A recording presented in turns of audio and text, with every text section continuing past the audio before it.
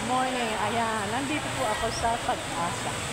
Pag-asa Cover Church. So, ayan po. Katatapos na ng summa namin.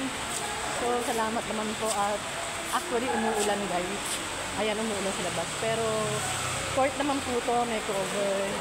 Meron siyang bubong, kaya okay lang guys. At least nakatapos po yung summa namin. Na-invite lang po ako. Salamat sa nag-invite sa akin. Dito sa Pag-asa Covered Church na summa. Happy birthday to Ate Lilia. Salamat sa papamisip mo Ate Lilia. So, ayan. Na-invite lang po tayo. Salamat sa Diyos. Nakaraos na po ang summa namin. Kasi ginagawa po ito actually. Ayan o.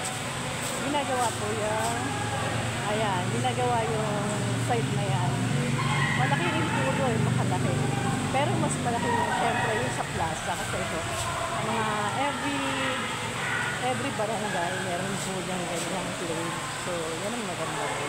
So, in that, thank you so much. See you again. Bye. Salamat po. Bye.